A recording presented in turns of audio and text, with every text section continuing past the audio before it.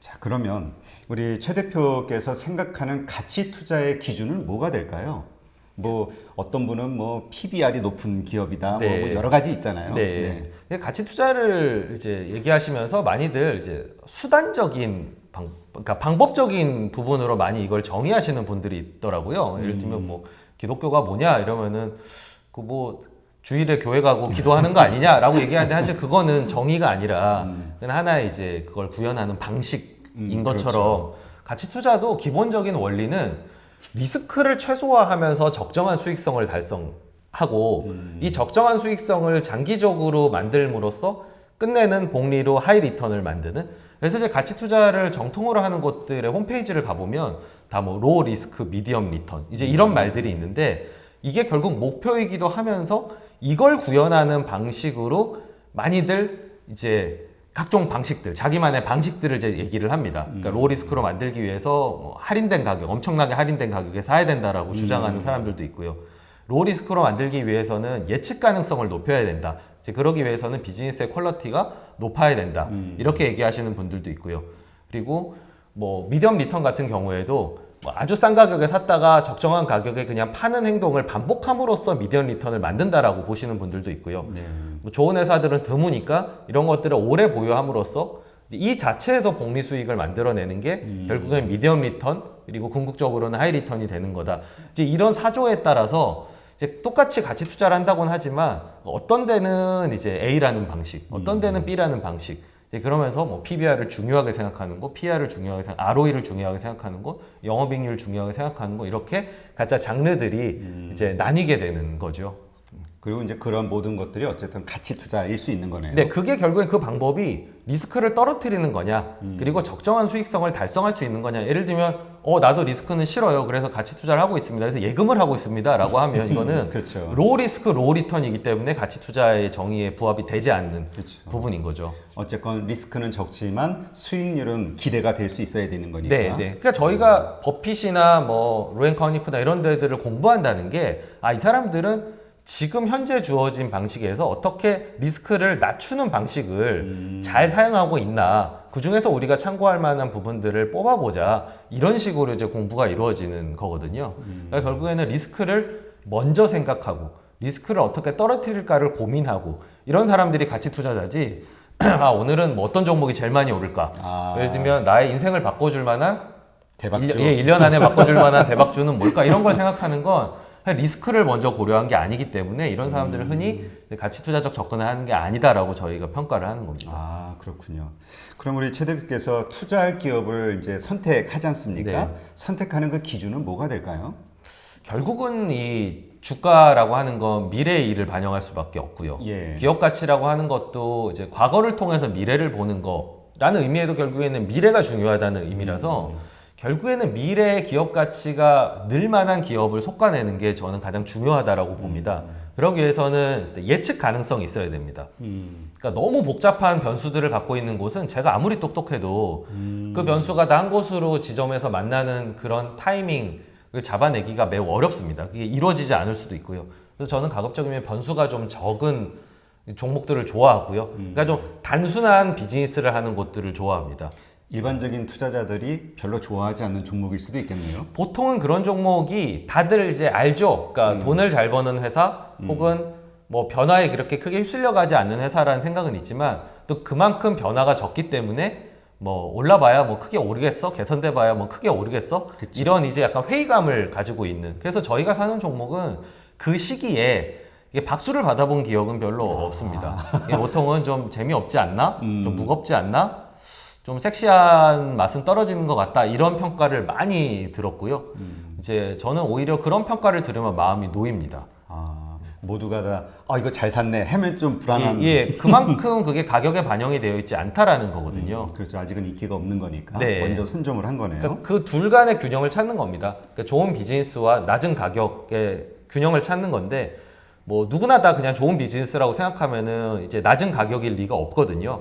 그렇죠. 지금처럼 뭐 폭락하게 되면은 뭐 이제 이런 종목들도 다 헐값에 거래되는 경우들도 있지만, 뭐 평시에는 특히나 이제 좋은 비즈니스하고 전반적으로 인정받는 종목들은 이제 가격 요소가 이제 충족되기가 어렵습니다.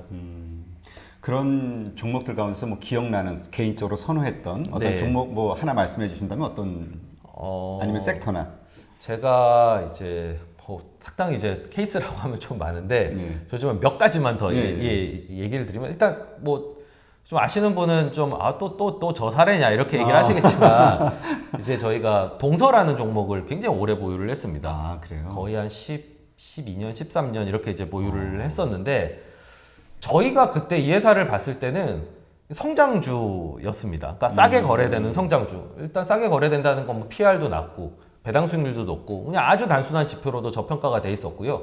그리고 커피 믹스가 한참 성장하고 있는 단계였습니다. 그러니까 이제 스푼으로 그렇죠. 커피를 떠서 뭐 비율대로 만드는 그런 방식에서 커피 믹스를 딱 따가지고 정수기에서 뜨거운 물 받아서 딱 타는 이런 방식으로 변환하면서 이 사무실로 커피 믹스가 침투해 들어가는 뭐 옛날에 아시겠죠 커피 믹스는 캠핑 가서 그렇죠. 뭐 광고 컨셉이 그런 거였는데 어느 순간 뭐 커리어 우먼이 나와서 커피를 마시고 이런 걸로 바뀌었잖아요. 그 저희가 보기에는 숫자가 굉장히 빠른 속도로 커피 믹스가 올라가면서 매출과 마진이 개선이 되고 있는데 에이 뭐 다들 뭐 커피가 얼마나 성장하면 성장하겠어. 이제 당시에는 뭐 LCD 이런 이제 두툼한 모니터를 대체하는 LCD 이런 것들을 이제 성장 산업이라고 생각했기 때문에 그게 눈에 들어오지 않았던 것 같습니다. 근데 결국 시간이 지나고 보니까 성장주였음이 입증이 됐던 거고요. 또한 성장주였는데 주가는 하나도 안 올랐다 이러면 저희가 굉장히 회의감에 빠졌겠죠. 아, 가치 투자 우리나라에서 안 되는구나 라고 생각했을 텐데 이 회사는 IR도 한 번도 안 하고 탐방도 안 받는데도 결국에는 실적이 좋아지니까 주가가 이제 10배 이상 올랐었거든요. 지금 12년 동안. 네, 12년 동안 16배 정도 올랐습니다. 그러니까 그걸 보면서 역시 기업 가치가 증가가 되면 누가 뭐라고 하던 간에 주가는 결국 그걸 반영할 수밖에 없다. 결국 주식시장은 단기적으로는 투표 기계지만 장기적으로는 체중계구나. 결국에는 체중이 많이 느는 데가 딱 올라갔을 때 체중이 많이 나오면 인정을 하는 거지. 뭐 그게 이런저런 얘기가 있지만 결국 이런 종목을 찾는 게 핵심이야라는 확신을 저희에게 더 배가시켜줬던 그런 이제 회사여서 기억에 많이 남고요. 그리고 뭐 산업적인 오해들 이런 것들이 이제 있는 회사들도 있습니다. 예를 들면 뭐 건설하면 다들 뭐 손사래를 치던 그런 시기가 있었습니다. 그렇죠. 되게 경기에 영향을 많이 받는. 네, 2000 이제 금융위기 이후에 더더욱 그랬고 IMF 이후에도 사실 건설주들이 그렇죠. 굉장히 저평가가 됐었습니다. 근데 이게 비즈니스라는 게 되게 묘한 게 모두가 다 이 업이 안 된다라고 생각하면요, 그 업에 속한 사람들도 해야 될 걸 안 합니다. 예를 들면 뭐 금융위기를 겪었다 이러면은 사실 건설사라는 게 그런 때 싸게 땅을 사서 또 집 지을 준비를 해서 분양을 하고 집을 짓고 이제 이런 것들을 해야 되는데 본인도 너무 무서우니까 땅도 안 사고 그리고 뭐 그때 당시에 또 돈도 없죠 대부분은. 그렇죠. 예, 보통 건설사들이 빚을 내 가지고 이제 땅을 사고 건축을 하기 때문에 그 현실적으로 힘든 부분이 있는데 이제 금융위기 이후에 저희가 찾은 종목 중에 이제 동원개발이라는 회사가 있었습니다. 네. 그 부산 지역에서 주로 활동하는 그런 건설사인데 이 회사 아주 특이하더라고요. 보통은 이제 빚을 내서 땅을 사고 빚을 냈으니까 분양을 좀 급하게 할 수밖에 없고 이제 그래서 약간 로또적인 그런 이제 비즈니스를 이어가는데 동원개발은 빚이 없으니까 이 현금 가지고 자기네들이 원할 때 싸게 땅을 사고 그리고 빚을 안 냈으니까 뭐 급할 게 없잖아요. 네, 그렇죠. 그러니까 분양 시기가 좋았을 때 이제 분양을 하고 그리고 우리나라 이제 선분양이니까 돈이 미리 들어오잖아요. 그러니까 그거 가지고 집 짓고 또 좋은 땅이 나오면 또 사들이고 이걸 계속 반복하니까 다른 건설사하고 점점 차이가 나더라고요. 네. 그래서 이 회사 진짜 신기하다 이러고 이제 부산에 탐방을 가봤는데 뭐 사무실 보고 깜짝 놀랐어요. 70년대로 온 줄 알았습니다. 아주 허름했나 보죠. 예, 그러니까 극한의 비용 절감을 하지만 아. 또 땅이 싸게 나왔을 때는 이제 그동안의 안목과 그리고 자금력을 가지고 굉장히 기민하게 사들이는 이제 이중적인 그런 매력이 있더라고요. 그래서 이 회사도 뭐 건설이 다 안 된다라고 했을 때 이걸 샀는데 역시나 계속 성공하는 모습을 보여주니까 그것도 역시 재평가가 되는 그런 것들을 빠르게 경험을 할 수가 있었습니다. 그러니까 영원히 뭐 사양 산업도 없고요. 뭐 영원히 이제 좋은 산업도 없고 항상 비즈니스는 사이클을 그리고 그 안에서 이제 다이나믹을 여전히 가지고 있는 회사와 그렇지 않은 회사가 또 그런 사이클을 겪으면서 순위의 변화를 내고요. 이런 것들도 뭐 애초에 좋은 회사를 사는 뭐 동서 같은 방식도 있지만 이렇게 산업의 사이클의 저점에서 좀 용기를 냈을 때 또 좋은 회사를 찾으면 또 안정적으로 돈을 벌 수 있다는 걸 보여주는 사례가 아니었나 합니다. 그러면 그러한 종목은 어떠한 식으로 발굴을 하고 스터디를 하시나요? 두 가지 방법이 있는데요. 네. 하나는 일단 숫자에서 발견을 해내는 겁니다. 이 기업이라고 하는 거는 모든 경영 활동이 숫자로 다 드러날 수 있는 겁니다. 마치 그렇죠. 타자들이 뭐 타율이나 출루율 뭐 이런 걸로 다 평가를 받는 것처럼 이제 그런 걸로 이제 솎아내는 거죠. 그러니까 머니볼의 그 빌리빈이 좋은 타자들, 좋은 투수들을 할 때 일단 숫자를 그렇죠. 그 숫자를 이제 도와주는 사람을 고용해서 쓰는 것처럼 일단 좋은 숫자를 내는 곳들을 쏟거나 그러니까 이익을 매출과 이익. 네, 매출, 이익, 뭐 영업이익률, ROE, 그러니까 높아야 좋은 것들, 그리고 낮아야 좋은 것들 이런 것들 기준을 세워서 솎아내서 그러면 이제 그 리스트가 나오거든요. 네네. 그럼 그때서부터 하나하나 이제 점검해 나가면서 솎아내는 이런 방식이 아주 일반적인 가치 투자의 종목 발굴 접근 방식이고요. 그리고 거꾸로는 저희가 일상생활에서 그리고 어떤 직업적으로 혹은 누군가 잘 아는 사람에게 얘기를 들어서 이 회사는 좋은 회사다라고 느껴질 때가 있습니다. 네.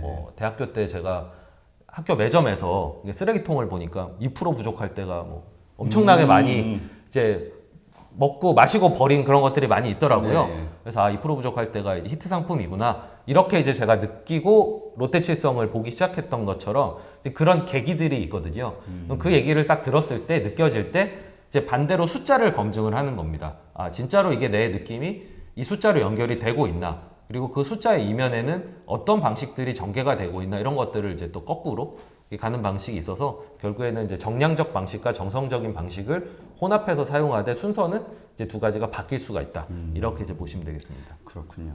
그러면 그러한 것이 딱 발굴이 됐어요. 네. 발굴이 됐을 때, 그때 가격 네. 상관하지 않고 바로 투자를 들어가나요? 아니면 가격이 떨어질 때를 기다렸다가 들어가나요? 네. 저희는 이제 두 가지로 분류를 하게 됩니다. 저희 내부에 필터가 있거든요. 그 필터를 쭉 통과하면은 결국에는 이제 퀄리티를 기준으로 한 필터가 통과가 됩니다. 그러니까 이 끝에 나오는 게 이제 좋은 회사라는 거죠. 질적으로 좋은 회사입니다. 근데 이제 질적으로 좋은 회사가 고평가되어 있는 경우가 있고 제값을 받는 경우가 있고 저평가된 경우가 그렇죠. 있거든요. 이렇게 나왔을 때 저평가가 돼 있다라고 하면은 바로 액션으로 취합니다. 저희 내부의 투자 등급을 매기는데 그게 나우바이라는 약간 콩글리시 같긴 하지만 아주 직관적인 예, 지금 사라. 지금 사야 된다라는 그건 이제 퀄리티가 검증이 되는데 지금 싸다라고 두 가지 조건이 충족이 되면 바로 사는 겁니다. 근데 좋은데 가격이 좀 안 맞다라고 하면은 저희가 이제 웨이트 앤 바이라는 등급을 매깁니다. 그러니까 이거는 좀 싸질 때까지 기다렸다가 사자라는 등급을 해서 따로 리스트를 관리를 하게 됩니다. 후보 선수 같은 거죠. 그리고 이거 뭐 필터를 아예 통과를 못하는 경우에는 저희가 이제 워칭이라는 이제 등급을 매기는데 그거는 지금은 이제 좋지 않지만 계속 이제 지켜보다 보면은 뭐 좋아질 수도 있는 거잖아요, 회사가. 그렇죠. 그러니까 그때 이제 주기적으로 한 번씩 그냥 보기만 하자. 이렇게 이제 리스트를 또 관리를 하게 됩니다. 보통 이제 세 등급 중에 하나를 매겨서 저희가 액션에 반영을 하게 됩니다. 그렇군요.